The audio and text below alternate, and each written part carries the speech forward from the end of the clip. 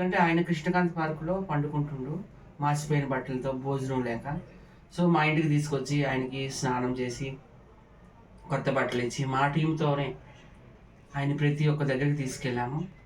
ఆయన చాలా 50-60 వేలు దాకా సంపాదించుకున్నాడు. చాలా వరకు తాగేశాడు అందులో. ఇంకా మిగిలిన 33,000 రూపాయలు నేనే తీసుకెళ్ళి స్వయంగా వాళ్ళ ఆవిడకి ఇవ్వడం జరిగిందండి. కుర్చీతాత నాకు ఎలా తెలుసు అంటే, కృష్ణకాంత్ పార్క్ దగ్గర ఒక సాయి డబ్బా ఉంది. ఆ సాయి డబ్బా నడిపిస్తుంది సాయి అన్న అబ్బాయి. ఆ అబ్బాయి మా ఫ్రెండ్.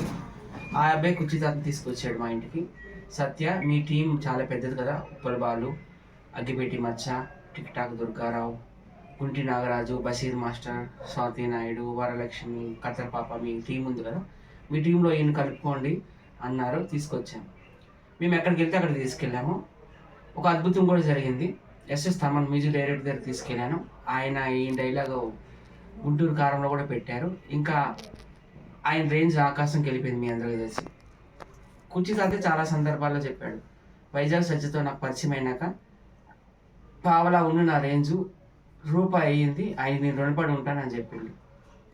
సడన్గా మళ్ళీ వైజాగ్ సత్య దొంగ నా మీద లక్షలు సంపాదిస్తున్నాడు, వాడికి కాల్ తీసేస్తా, చేయి తీసేస్తా, మర్డర్ చేసేస్తా, నేను ఆల్రెడీ 4-5 మర్డర్ చేశాను, మా సొంత బామ్మర్దిని కుర్చీ ఎరగొట్టి చంపేశాను అని ఏవేవో వీడియోలు చేసి నన్ను చాలా టార్చర్ పెట్టాడు. దేనికి పెట్టాడంటే, మహేష్ బాబు అంట ఈ డైలాగ్ పెట్టుకొని 300 కోట్లు సంపాదించుకున్నాడంట. నేను ఇతన్ని మహేష్ బాబు ఇంటికి తీసుకెళ్ళాలంట, హైదరాబాద్లో ఒక ఇల్లు ప్లాట్ ఇప్పియాలంట. అది కుదరదు, సాధ్యం కాదని చెప్పిన నేను. ఎందుకంటే తమన్ గారు ఆల్రెడీ అక్షరాల 20,000 రూపాయలు ఇచ్చారు క్యాష్. అందులో ఆయన హాస్పిటల్ తీసుకెళ్ళాము, ఎందుకంటే ఆయనకి బ్లడ్ వామిటింగ్స్ అవుతున్నాయి.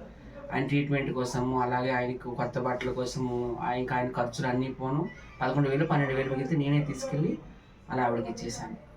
సో మహేష్ బాబు ఇంటికి నేను తీసుకెళ్ళలేదని నా మీద కక్ష కట్టుకొని నా మీద విపరీతంగా వీడియోస్ యూట్యూబ్లో ఇష్టం వచ్చినట్టు తిడుతుంటే అలాగ 10 days ఓపిక పట్టి